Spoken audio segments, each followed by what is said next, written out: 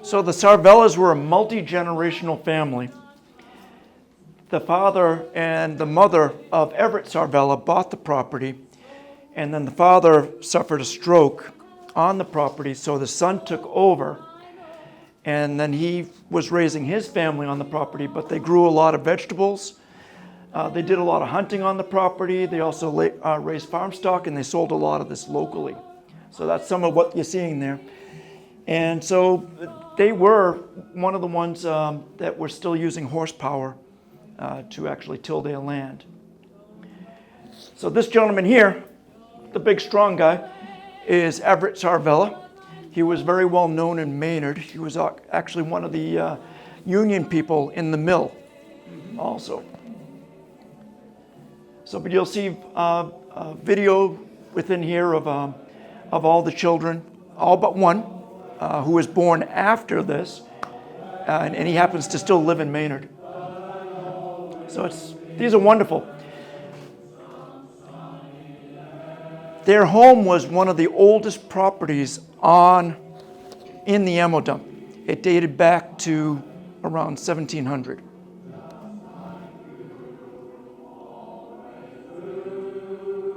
We're just waiting for two more people.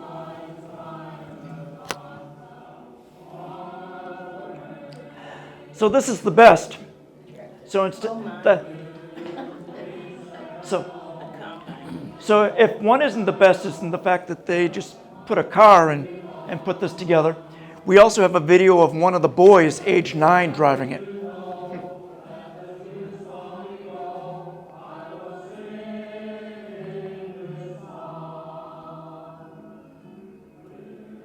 When did Finns arrive? So the Finnish population really started arriving circa 1880s, 1890s. And then there was a huge explosion in that period. And then it petered off in the 1920s because there was a lot of anti-immigration measures taken in the 1920s. So that was it. And we were going to say, but we can talk a little bit. So one of the things that they came to is we had the Maynard Mill. Alexa, stop, please. So so Everett, who I just showed you there, was actually born in America. So his wife came in, immigrated. She never really learned a lot of English. So it was a dual lingual household. I just want to thank you guys for coming in, and I appreciate it. I want to thank everybody for coming in today. So very much welcome. We are already off script. Go ahead. I just want to let you know what they're doing there is they have a farm to market. And what they have is they're spreading lime, and the kids are exposed to it, the parents are exposed to it. Yeah, so this is lime, and this is Smokey. We'll be talking about Smokey in a little bit. Her real name was Miriam, but I'll save that story later. Okay, so let's start off with a little bit of decorum here. I'm Todd Boothroyd. This is Paul Boothroyd Sr., my father. We apologize, my brother Paul Jr. could not make it today, but we're the three authors of a book called The Ammo Dump, A Taking of Heritage, and that's what this presentation will be about. I'm going to back up because I had already started up another story, which was about a lot of the Finnish people and why they came to this area. And please correct me if I'm wrong. All right. So the mills in the local area, not only Maynard, but also Lowell, etc., Fitchburg, they were a huge draw for employment.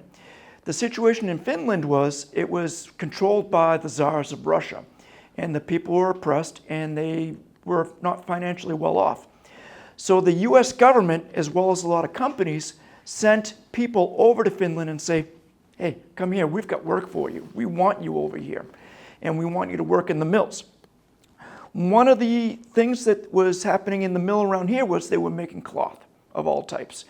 And so they needed a lot of people to work with these big woolen machines, and they were making cloth by basically taking that cloth on and off, but also resetting all the shuttles with thread to make that fabric. And their job was all day long in these very noisy machines, taking these shuttlecocks, loading them up with thread, putting them in, and threading the thing, and if there was a little extra thread, they'd tear it off with their teeth. And so this is an actual shuttlecock from the local area. This was from a place in Fitchburg, but they would have thousands of these. You're welcome to pass it around the room. We're going to talk about that a little bit later again. But first, okay. So once again, welcome to our presentation, The Ammo Dump, A Taking of Heritage. I've already done the little introductions. But our story begins with World War II, and in December of 1941. And that is when the Japanese had attacked Pearl Harbor, and then we had an address by Roosevelt to Congress declaring war on Japan as well as Germany. And Japan at that time declared war on us. Congress immediately that day approved the war, and our nation went from a peaceful setting to a war setting overnight. And this was December of 1941. What to the people around here did not realize was how much of a change that it would affect this. Certainly enough, the people who lived in the local area saw their sons and daughters possibly going off to war, but they didn't realize how much of an upheaval it would hit just in the local area. Because in March 25th of 1942, news came out that the government was taking a 4 square mile block of land, and this was from the towns of Stow, Maynard, Hudson, Sudbury, and it was happening all overnight. The reason why? They needed bunkers, storage bunkers, to hold explosives that would be used over in the European theater of war. In all total, they would build 50 of these bunkers a bare 2 miles away from here as the crow flies. And those bunkers are still standing, but they needed these for the war effort. The thing is about this, and by the way, this is why we call it the ammo dump, but there's many other names out there, including officially at the time, this was called the Maynard Ordnance Storage Depot. Why they chose Maynard? Not sure. Maynard did have the largest portion of land taken, but there was many other names that the area is known by. Prior to this, if you looked at a lot of the land, which Maynard was Sudbury, it was called the Northwest District of Sudbury. So we will use those terms interchangeably, and if you happen to peruse through the book, you'll see the names used all over, depending on the period. Igloo. Thank you very much.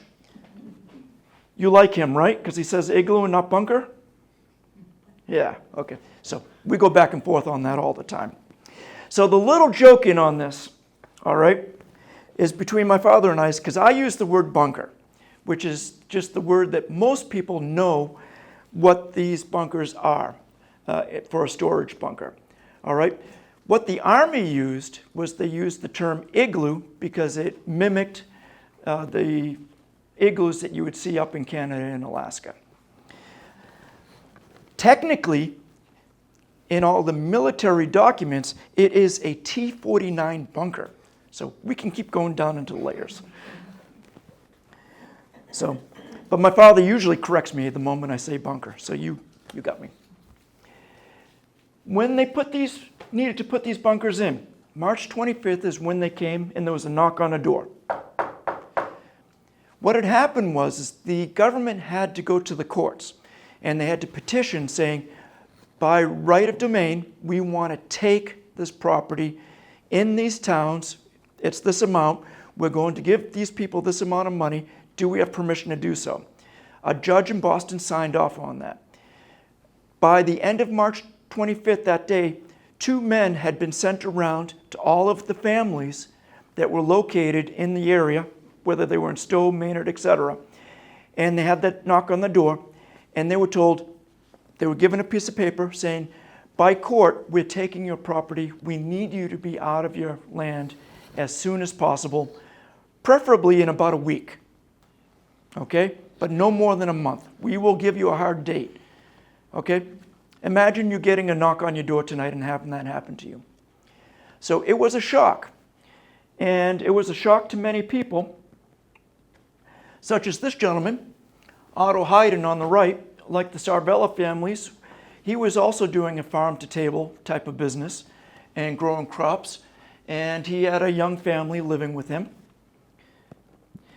It was also to the Nelson family. This is one family from early on. This was a 3-generational family. They were running a dairy farm. They were producing milk for the local area. And when I say this, they weren't just producing milk and just passing it off. They had pasteurization gear. This was a full-flown business. And here's again another one of the Sarvellas. So what's noted up in the area was the Puffer Pond. It was a very popular place to go fishing, ice fishing, skating, swimming, and just a good summertime retreat. And so all of a sudden these people were learning that they weren't going to be able to use this property anymore because they were being evicted by eminent domain. And then we have Mrs. Olala here, Mary Olala. The property itself was known very much for being beautiful, and she has a beautiful photo.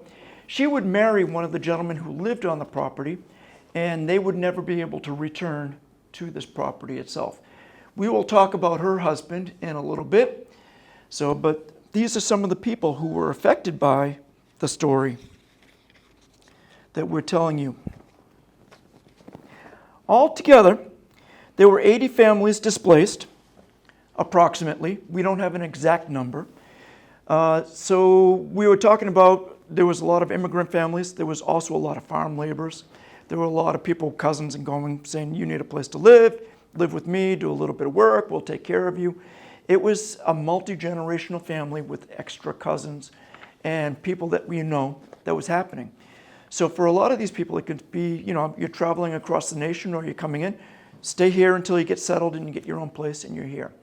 So if we had approximately 80 people, and we do have a property map, by the way, showing all of the lands. You're welcome to take a look at this afterwards. So some of these things, some of these properties, they're all marked here, so who owned them, what's for the deeds. This was produced by the Army as they were taking of the land because they needed to know what was where, and also who to take to court to get their land.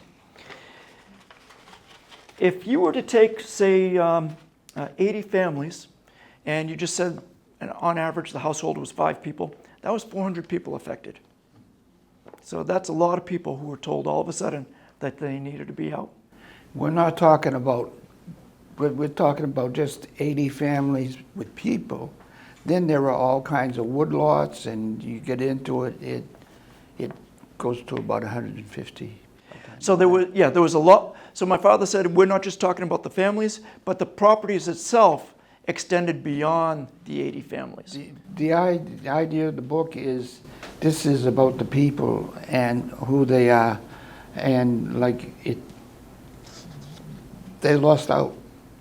And right. So as my father said, the book is about the people, and that is why we called it A Taking of Heritage, which we'll touch a little bit more. But understandably, when these people lost their land, it was a gut punch to them.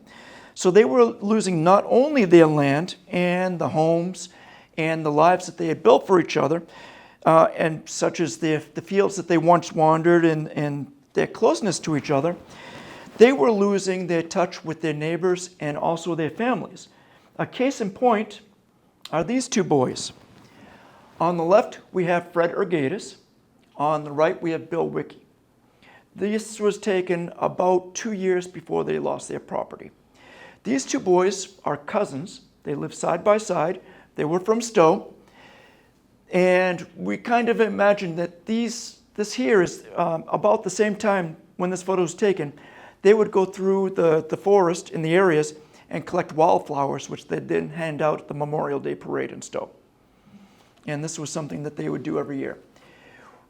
These cousins, their one property was a farm, and then they had parceled out another property for the Wickies to move in, and they built a small house, and they were side by side. They could call each other, these boys, from each other's doorsteps to see if they wanted to go out and play and walk. The Wiki House is on Taylor Road. So, and my father's mentioning that the Wiki House still exists on Taylor Road in Maynard. With these boys, unfortunately, they were split apart as part of this land taking. What happened to the people who work part-time at the mill? To the people who work part-time in the mill? Yeah. In what, I'm sorry, in what sense happened to them?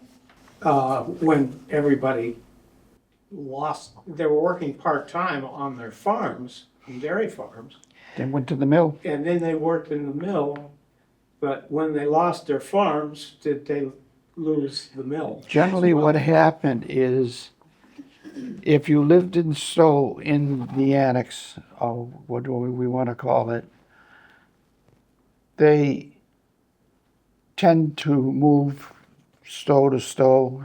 Same as Maynard. The Savella's family moved to Glendale Street. Uh-huh. But that was through the whole thing. Even like everybody in Sudbury, they went to the same town that they had already lived in. So they tended to move in with family or people they knew temporarily until they get new places. Or in the case of Fred's father, he with his own father and mother, they rented a place in Stow. Any Stow people that are here, old timers, the stucco house. So the stucco house in Stow, anybody familiar with that? So they're not dead. Roy knows where it is. There he goes. We got one gentleman. So, but in the case of what happened with Fred Orgatis, his father, is they rented a place, and then the father would then commute into Maynard and pick up more work at the mill. So in many ways, the mill got more labor out of this because a lot of people had left the mill to work. So it said in the book that that was the largest woolen mill in the world At one point, yes. in the 80s? In the late 1880s, yes. Wow. Yep. And then it was supplanted by Lowell. So there's always a bigger guy coming along down the pike. So one thing that we want to mention is when war broke out with these people, as part of the story is they were very much hurt that they were losing their properties. Everett Sarvella, he lived his whole life talking about how he really wanted to get back into the property. But at the same time, a lot of these people kind of acquiesced and said, this is necessary to do it because the government needed a storage location away from Boston to have explosives that they could then send off. They needed this for the war effort. And in that sense, there was many people who were very patriotic about it. Everett's own daughter, who I mentioned before, Miriam, also known as Smokey, she was a trained nurse. She went into the Army and she went off into the Philippines. And she was an officer, as a lieutenant. She's also noted as being on the first flight of American relief sent into Japan after the bomb was dropped. And this is a photo of her in Japan. So there's a couple other stories that we had when we were doing the research and we're talking with the families about this. And we'll talk one about Smokey. I had mentioned to you that they were in the oldest farmhouse and a big farm property, well over 100 acres. One day, Miriam was born in 1921. She was the oldest sister of 9. When the family was working out on the farm, she said, I'm going to have the meal ready for them. And when the family came back in from the field, they saw out of this 300-year-old house smoke billowing out the front door, out all the windows, out the back door. They thought they were losing the house. What they found out was that Miriam just was not that skilled at cooking. And so from then on, her nickname was Smokey.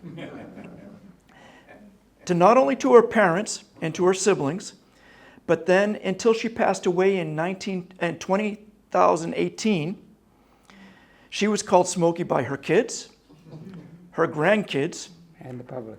and the public. Everybody called her Smokey. It was a story she never got away with.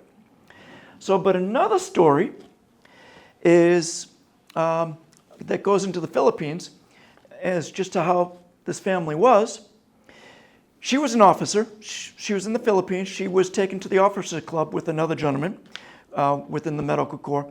And this guy was going on and on about this new guy who has just come in and how this new guy was obnoxious and thought so much of himself. And he was a ladies' man and all that sort of stuff. And then all of a sudden he goes, look, he's coming in the place right now.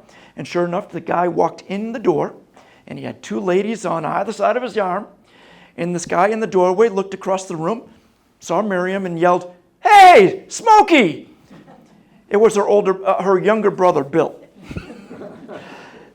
They knew they were in the service, but they didn't know that they were stationed next to each other.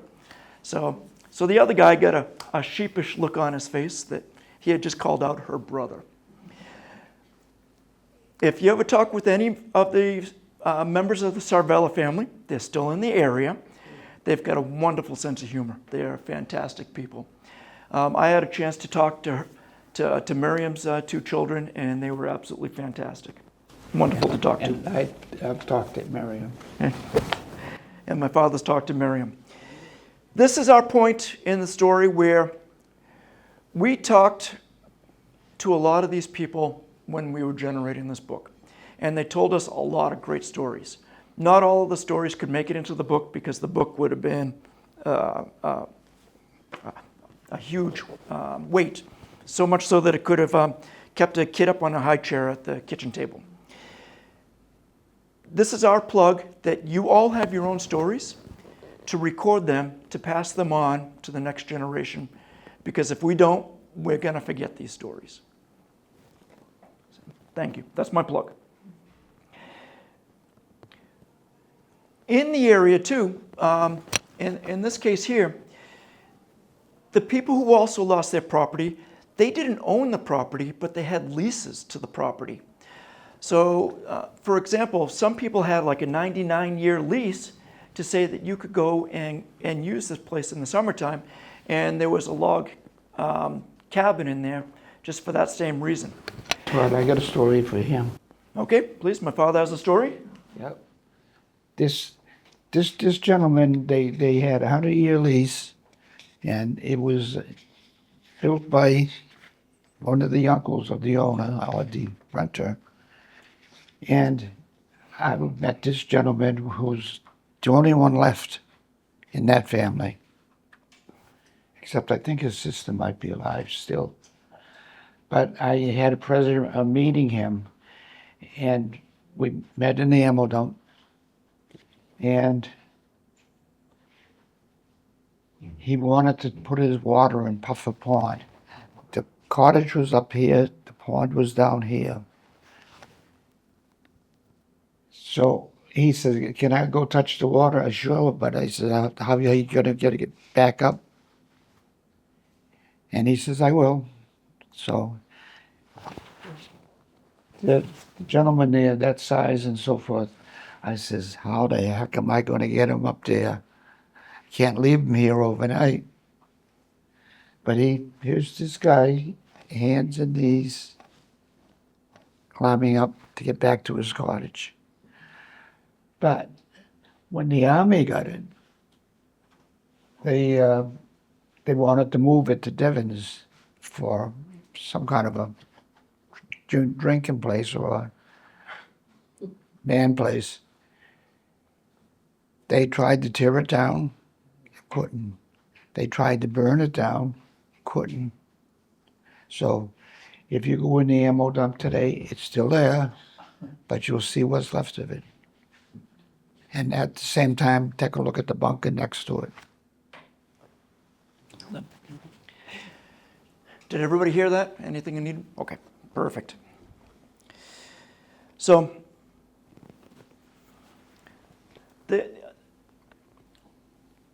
for a lot of these people, the loss of the land, it was very tough to reconcile. I had mentioned Everett Sarvella. One of the stories that his daughter had told me was, years later, they jumped over the line, and they weren't supposed to, and they went up to the old family place. And she was there with her cousin, who is still alive in Maynard, and then with her grandfather. And the grandfather was looking at the line at the house from behind a secondary fence. Just to explain that, there was an outer fence and there was an inner fence. The outer fence was a general area for access, and then during the World War II, there was an inner fence protecting the actual bunkers. And we do have a map here to show that we can of the outer and the inner. Thank you, Dad. So he was at the inner fence, and they never spoke. And the granddaughter knew that when she was taking a look at her grandfather, she could just tell by the body language as to how much he was aching to want to go back to the life that he had in there. And this was what they had lost. He wasn't the only one, but of course there was a whole number of reactions to what happened. We have the Carberry family, and these are 3 members of the Carberry family. They're still alive. What they had, how they got introduced into the property, was their father. One was married in, the other 2 are brothers. Their father in the 1920s was a newspaper man. He lived in Arlington, he worked in Boston. They came out for a summer cottage on one of the ponds. And this was their little summer cottage, and it was fantastic. No electricity, no running water. What they would do is there's a little barrel up here. They hand pumped the barrel up into that. It was solar warmed, and then the pressure was flushed in. So whatever the temperature of that barrel was the temperature of the water that they used to clean dishes or bathe themselves. The pond was just off here. There was a porch on the one side and the porch right here for sleeping, because the interior was basically a 2-room place. And they loved it so much that they bought a huge property and they built a permanent house on top. And they loved it so much that the oldest son built a house up there too. So they kept on subdividing. And this was the Carberry family. So Arthur Carberry, just to give you a name to a face, the gentleman on the left. 95. He is 95 now. So Arthur Carberry, so he was a very young boy when that happened, but he wrote down his memories of it. And this is what he wrote. When I look back on the writings, I find references to many physical activities we enjoyed, such as swimming, ice skating, and more. But as I reminisce about our surroundings, I realize there were other things that made it such a wonderful place. Think of the sounds we heard. Sounds of the wind softly whispering in the pines, thousands of frogs peeping in the springtime, a sound that no human composer could ever hope to duplicate, the sound of ice cracking in the pond and breaking up in the spring, the whippoorwills calling in the night. On a clear winter night, the sound of the train whistle and the mill clock striking the hour. The mill clock being the mill in Maynard.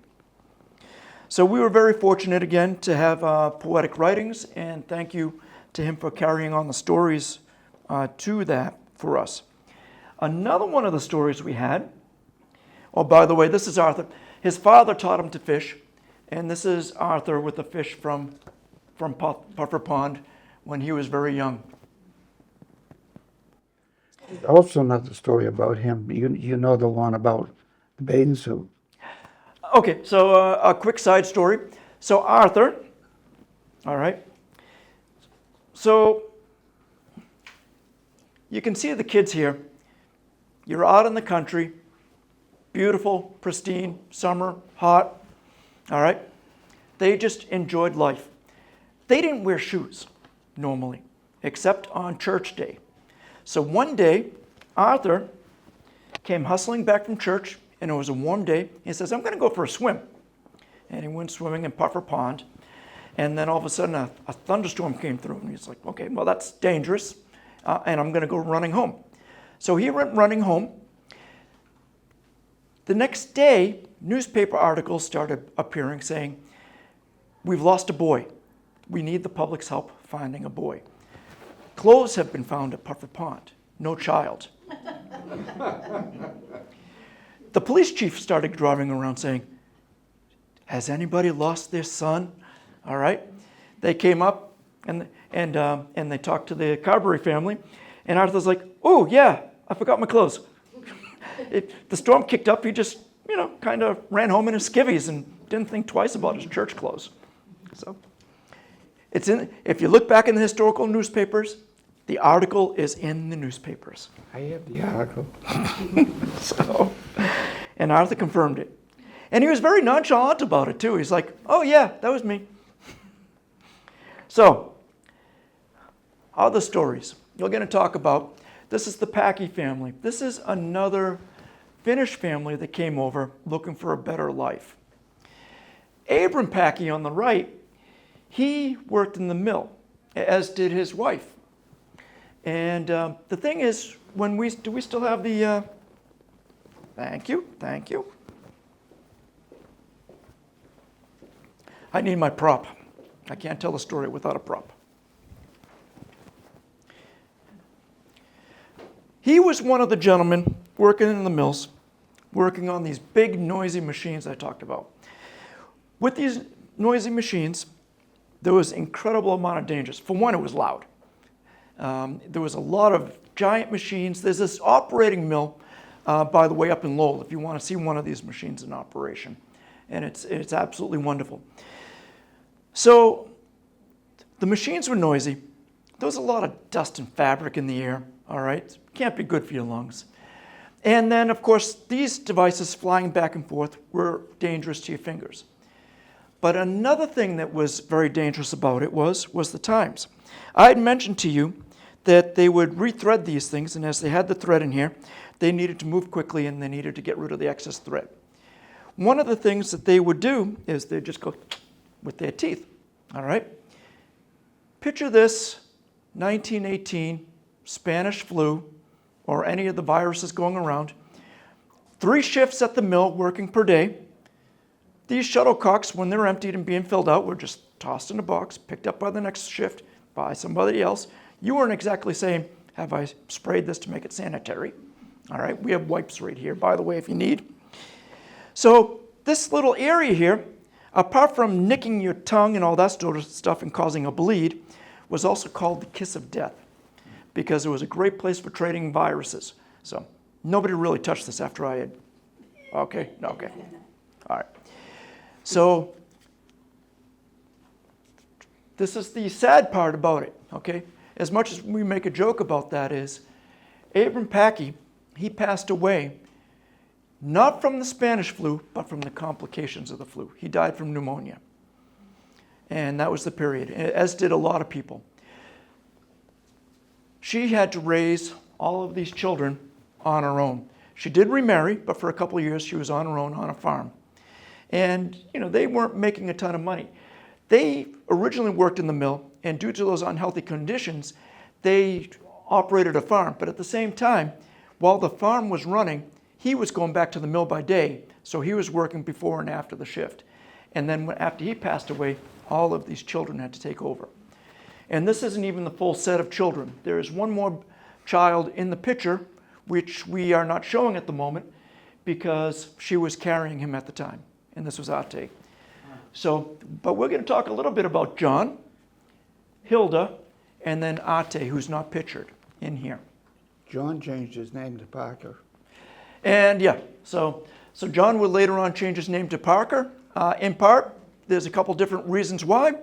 So one was just to lose the immigrant name, but it's also he had a relative who was kind of known by law as having the same name, and he kind of wanted to disassociate from that.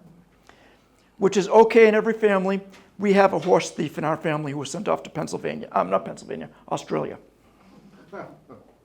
So, with John, his story, he actually wrote us volumes of stories. And so did Hilda. One of the stories he talked about was this Metzger, this little vehicle. And I'll read it in this. This was during the Depression. And John wrote about his family. My father and mother thought it would be the best thing to get a farm to live on. They succeeded in buying the farm on credit. We had some horses, cows, pigs, and chickens. Father worked in the mill as a weaver, and mother tried to take care of the animals with us kids. We would sell milk, eggs, potatoes, corn, apples, meat when we butchered some of the animals. If we had any extra milk, mother would make yogurt, butter, cheese to sell. At this point with this, he was both talking about his old father about buying the property. He would have a stepfather come around in the 1930s by that time. And that's where he picks up with the story. During the Depression, I don't know how we would have lived otherwise. We had plenty of good food, even though we didn't have any money. When many of our friends wanted to have a garden to grow some potatoes, instead of paying to use the garden, they would help us digging our potatoes, cutting our corn, doing our hay. Mother usually heated a sauna, and we would feed them. Many would come to work for a meal. Usually they would also be given little vegetables to go home. So this is priceless. For one, we're talking about their farm, what they had there, how the family participated on all of this, about their lifestyle, the sauna for cleaning, etc., and also about the stories about how they lived during the Depression. John continued, I remember one fellow came with his father to dig their potatoes, driving a Metz Roadster. As they had most potatoes dug and in grain sacks, he started to take them home to Waltham. I'm going to inject here. A potato sack is kind of like a sack of concrete. So they're usually, 50, 80 pounds, depending on what your sack is, but 80 pounds is a pretty good sack. Look at this car here, all right? As they had dug up most of the potatoes dug in grain sacks, he started to take them home to Waltham. He put 3 sacks of potatoes into his car and hoped it would go up the hill as he went over the river. When he got to the top of the hill, when he got up the hill, he could only go 1/3 of the way. The car ran out of power. So what they did is they backed the car back down, they offloaded 2 sacks, and they kept 1 sack on. They drove to the top of the hill. They offloaded that sack, drove down the hill, got another sack, top of the hill, drop off that sack. All the way back from Stow, Maynard line, which is where the Packies lived, to Waltham, quite a few hills. That's how they would do it to get these potatoes home. So it just shows you for what they would go through the Depression to eat. And the interesting thing is, when you think about this family, in the 1930s, they were able to afford a car. That was no small thing. And that was a used car then. And it was a car, and it was also, by the way, this car was built in Waltham. But the thing is about it is they didn't have the money to feed themselves once the Depression hit. So a lot of these farms and the subsistence farming was really helpful, and it was how the community came together. So we have stories of the Packies having church outings at their farm, having games there where people get together. They didn't have money, as they said, but they still came together as a community, and these were the type of people they were. And so these historical perspective stories are just filled with gold and details that that are lost in time if we don't keep them in memory. The Packey family, as I said, lived off the farm. That little girl in that photo, this is her as a teenager. This is Hilda. She was very known for taking care of the cows. And this family, one thing that had to happen when the Depression hit is a couple of them had to drop out of school. And especially once they lost their property and they lost their farm, the rest of them dropped out of school. So they didn't get that education, but they were smart in many other ways. For one thing is they had these cows trained. They sent the cows out every morning 2 acres away, all right? And then they would go off and do their other duties and when they're going to school. And when they came home, instead of going all the way out and fetching the cows back in, they had them trained. gave a nice little sharp whistle. The cows were trained to come running home when they heard that whistle. So, and this was some of the things that she would do, taking care of the animals. The other one that was kind of brilliant out of their stories that came out. I'm going to show you that other young gentleman. This is Ate, a little younger than his sister. In the wintertime, when they had some time to kill, all right, they still had to take care of the animals, but they had nothing to grow. They would go off, particularly in the area now, which is like the railroad tracks, track road, and they would go off collecting switches and brush. And that's what they're doing here. And then in the wintertime, they would make brooms and then bring them into town and sell the brooms. And that's how they got some coin into their pocket. So they were hardworking and very ingenious people. Just absolutely wonderful. With Hilda,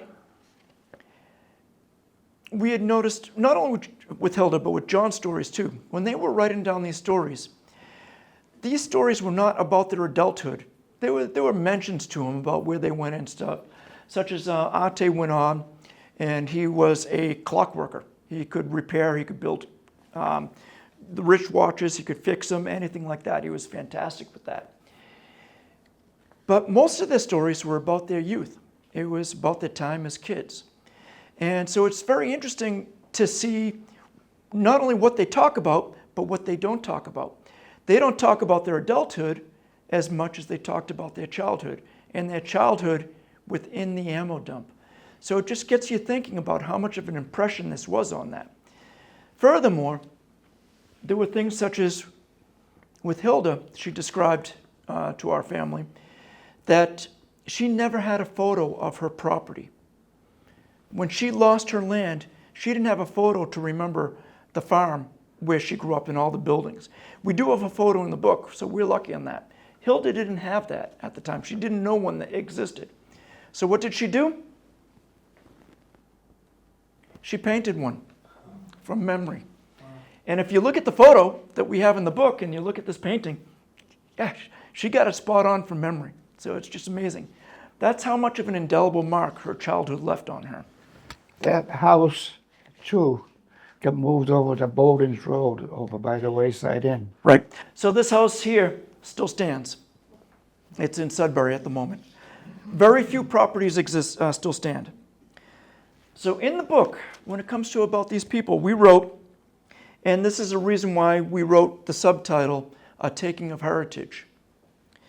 One's heritage is the events in their lives, whether dramatic or mundane. These memories are woven good, neutral, or bad, and the memories leave indelible marks. For families, these moments constitute later conversations that start with the words, remember when. Despite being intangible, this heritage is invaluable. There is an emotional attachment, a bond, that ties us to place, family, and history as time passes. That is heritage. And if anything about this book that we wrote, and the book is about the people, is while we named it the ammo dump and we're talking about the military history about it, the true story is the people who lost their heritage. And there were many families in there that I mentioned. There are many more families in the book. And they were real people, and they were very much affected by this. And that's their story in a nutshell. So thank you. Thank you.